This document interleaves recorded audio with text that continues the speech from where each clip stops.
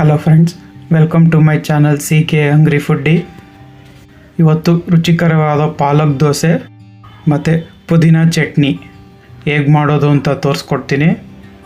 First ನಾನು 2 ಲೋಟ ಅಕ್ಕಿ ತೊಗೊಂಡಿದ್ದೀನಿ. 2 ಲೋಟ ಅಕ್ಕಿಗೆ 2 ಚಮಚ ಉದ್ದಿನಬೇಳೆ, ಆಮೇಲೆ 1 ಚಮಚ ಮೆಂತ್ಯ, ಇದಿಷ್ಟನ್ನು ನೀರಲ್ಲಿ ನೆನೆಸಿಡಬೇಕು. ನೋಡಿ, ಈ ಥರ ನೆನೆಸಿಡಬೇಕು. ಸುಮಾರು 4 ರಿಂದ 5 ಅವರ್ ಈ ಥರ ನೆನೆಸಿಟ್ರೇ ಚೆನ್ನಾಗಿ ಬರೋದು ದೋಸೆ.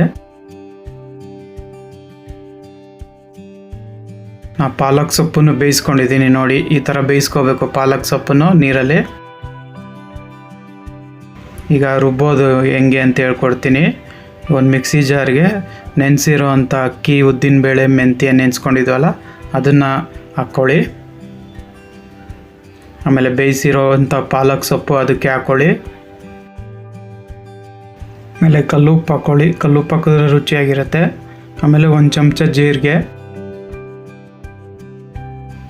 ಈಗ ಇದನ್ನು ನೈಸಾಗಿ ರುಬ್ಕೋಬೇಕು. ನೋಡಿ, ಈ ಥರ ನೈಸಾಗಿ ರುಬ್ಕೊಳ್ಳಿ. ತರ್ತರಿ ಇದ್ದರೆ ಚೆನ್ನಾಗಿ ಬರೋಲ್ಲ, ನೈಸಾಗೇ ಇರಬೇಕು ದೋಸೆ. ನೋಡಿ ಎಷ್ಟು ಚೆನ್ನಾಗಿ ಬಂದಿದೆ, ಗ್ರೀನ್ ಕಲರಾಗೆ.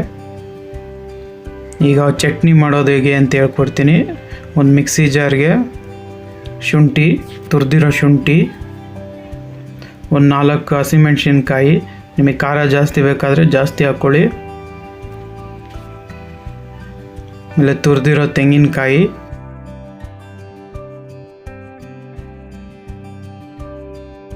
ಆಮೇಲೆ ಸ್ವಲ್ಪ ಕೊತ್ತಂಬರಿ ಸೊಪ್ಪು,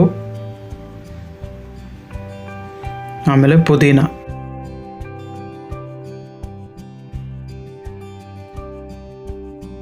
ಆಮೇಲೆ ಸ್ವಲ್ಪ ಹುರ್ಗಡ್ಲೆ, ಹುಣಸೆಹಣ್ಣು, ಆಮೇಲೆ ರುಚಿಗೆ ಕಲ್ಲುಪ್ಪು. ಈಗ ಇದನ್ನು ತರ್ತರಿಯಾಗಿ ರುಬ್ಕೊಳ್ಳಿ. ಈಗ ಒಂದು ಒಗ್ಗರಣೆ ರೆಡಿ ಮಾಡ್ಕೊಳ್ಳೋಣ ಚಟ್ನಿಗೆ. ಸ್ವಲ್ಪ ಸಾಸಿವೆ, ಎಣ್ಣೆ, ಸ್ವಲ್ಪ ಸಾಸಿವೆ ಈಗ ಚೆನ್ನಾಗಿ ಸಿಡಿಬೇಕು. ಚೂರು ಹಿಂಗೆ ಹಾಕ್ಕೊಳ್ಳಿ. ಹಿಂಗೆ ಬಿದ್ದರೆ ಚಟ್ನಿ ಚೆನ್ನಾಗಿ ಬರುತ್ತೆ.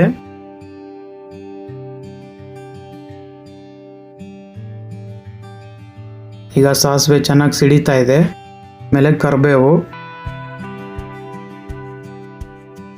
ಈಗ ಒಗ್ಗರಣೆ ರೆಡಿ ಆಯಿತು. ಇದನ್ನು ಚಟ್ನಿಗೆ ಹಾಕ್ಕೊಂಬಿಡೋಣ. ನೋಡಿ, ಚಟ್ನಿ ತರ್ತರಿಯಾಗಿ ರುಬ್ಕೊಂಡಿದ್ದೀನಿ. ಈಗ ಅದನ್ನು ಒಗ್ಗರಣೆ ಅದಕ್ಕೆ ಹಾಕ್ತಾಯಿದ್ದೀನಿ. ಈಗ ಪುದೀನ ಚಟ್ನಿ ರೆಡಿ ಆಯಿತು. ಈಗ ದೋಸೆ ಹುಯ್ಯೋಣ ಬನ್ನಿ. ನೋಡಿ, ಹಂಚು ಕಾದಿದೆ ಚೆನ್ನಾಗೆ. ಸ್ವಲ್ಪ ನೀರು ಹೊಡೀರಿ. ಈಗ ದೋಸೆನ ನೀಟಾಗಿ ಹಾಕ್ಕೊಳ್ಳಿ ಅದ್ರ ಮೇಲೆ.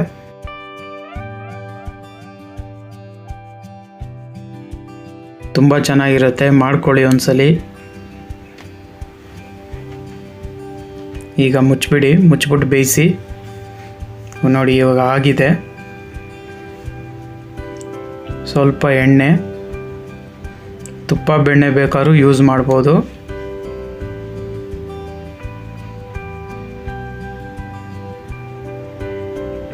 ನೋಡಿ ಎಷ್ಟು ಚೆನ್ನಾಗಾಗಿದೆ ಪಾಲಕ್ ದೋಸೆ. ನೀವು ಮನೇಲಿ ಮಾಡ್ಕೊಳ್ಳಿ. ಹೇಗಿದೆ ಅಂತ ಕಮೆಂಟ್ ಬಾಕ್ಸಲ್ಲಿ ತಿಳಿಸಿ. ಹಾಗೆ ಹೊಸ್ದಾಗಿ ನೋಡ್ತಿರೋರು ನನ್ನ ಚಾನಲ್ನ ಸಬ್ಸ್ಕ್ರೈಬ್ ಮಾಡಿ. Thank you.